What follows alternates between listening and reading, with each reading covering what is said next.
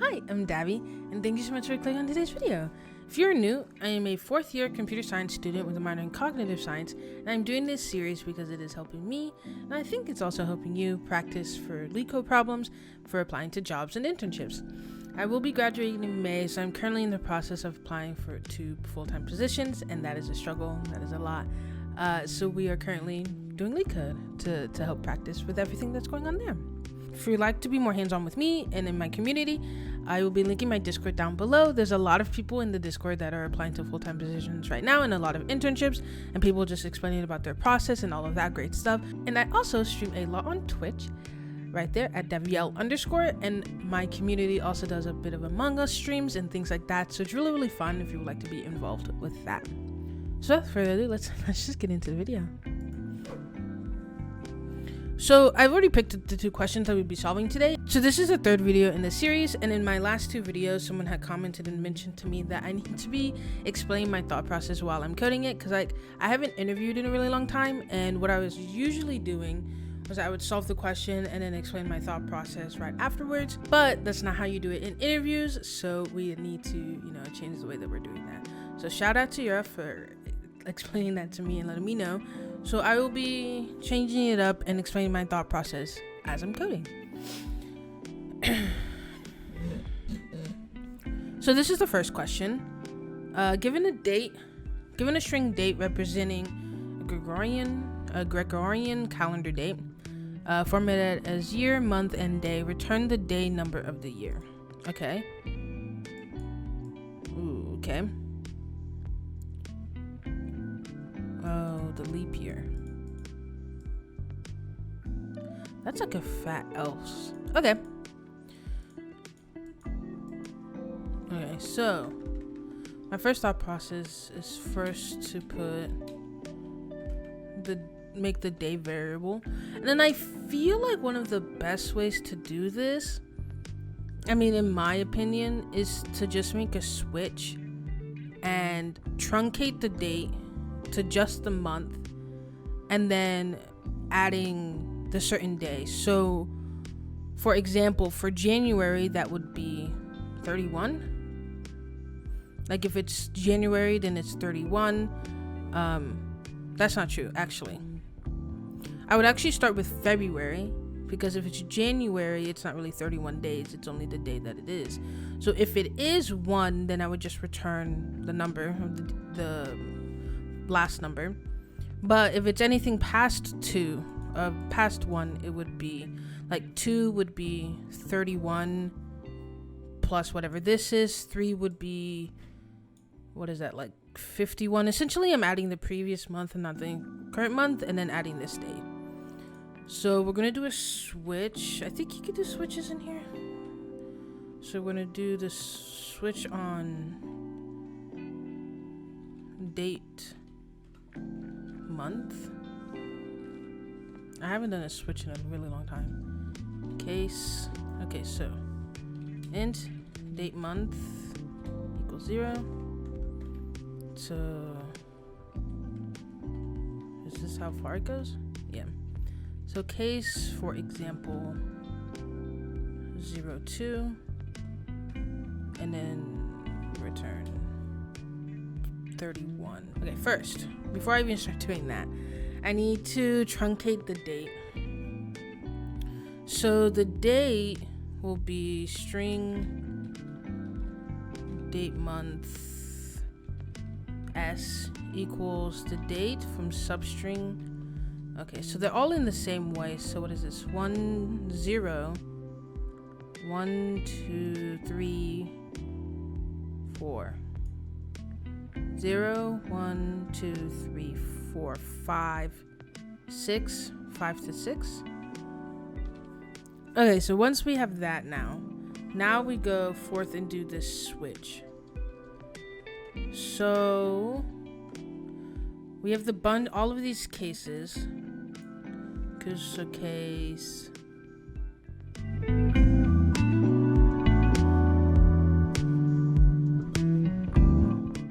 day plus equals day equals what is February? there are 31 days, so it's 31 plus. Okay. So then we need to do this again.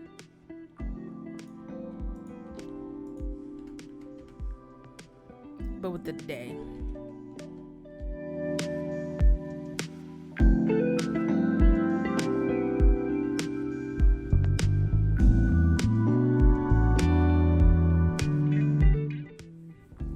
So this is my planner, and my planner actually has like what day it is, or like how many days of like the 365 there is. So like next to, I don't even think y'all can see it, but next to every single day there's like 1/365 or 364 2/363. So this is the resource I'm going to use to figure out how many days are in each month, because I don't know actually.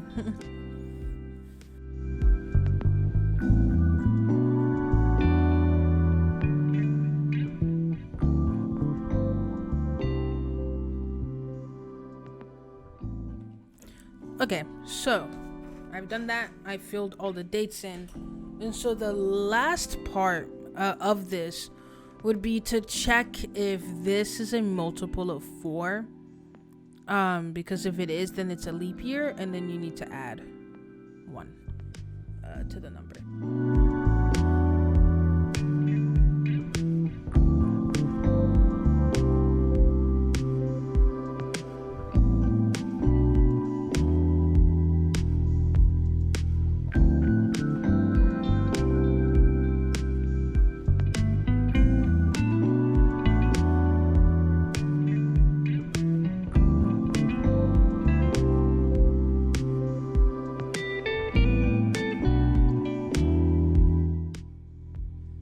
Yeah, bro.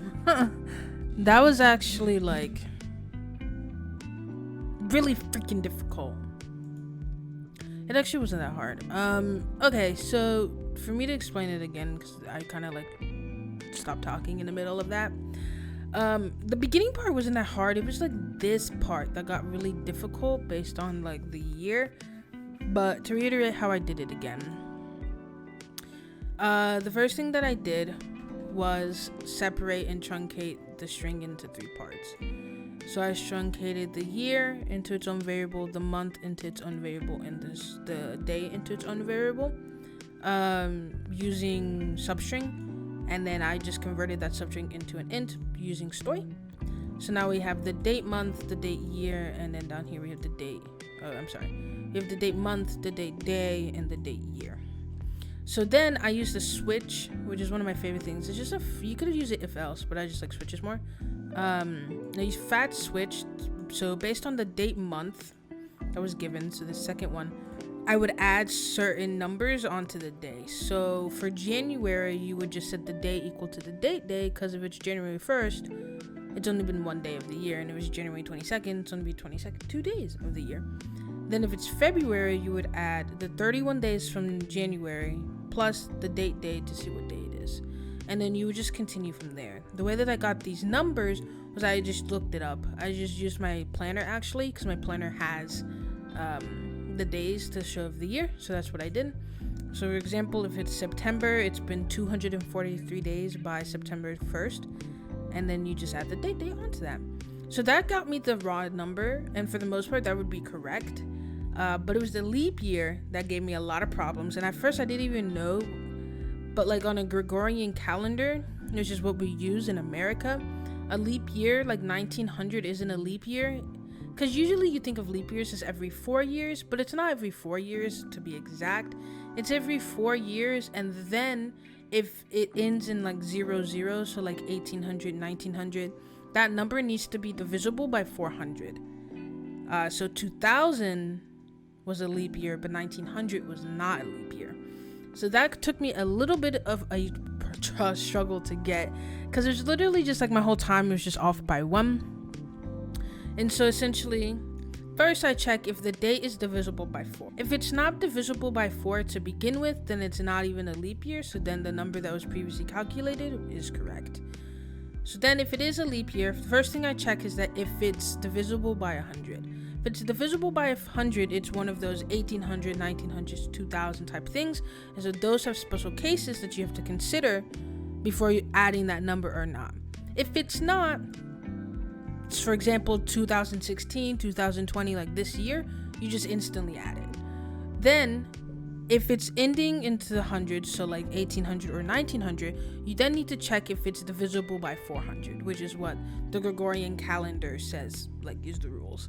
So if it's divisible by 400, like 2000, then I checked if it's not the first month or the second month, because the leap year is on February 29th. So if it's before February 29th, which is what I also calculated right here, saying both of those need to be checked if it's the first month or the second month. If it's before February 29th, the number that was previously calculated is correct. But if it's after February, so like into March and April and stuff like that, you need to add that number to take into account of February 29th. And so that's essentially what it was. It just, this if statement right here took me a bit of a struggle, because like I was always off by one. It was just kind of a bit difficult. But the runtime here, I'm pretty sure is constant, because 0 millisecond, I don't have any loops and stuff, so like I don't think nothing, like there's just like not anything to be based off that. And then also, like, I don't really know how you can make this more efficient, because I guess you couldn't use the switch, you could just use like other functions, I guess, like built-in functions. But to me, this was just like the most direct way, you know, finding the month that it's in. Based on the month, you add all of the previous numbers before that, and then you add the day based on what it is. Then for the leap year, if it's mod 4, you add 1, but specifically you only add 1 if it's past February and if it's considered a leap year by the Gregorian calendar. So that was pretty good. So thank you so much for watching the video. I really appreciate it, and I hope you have a beautiful and blessed day.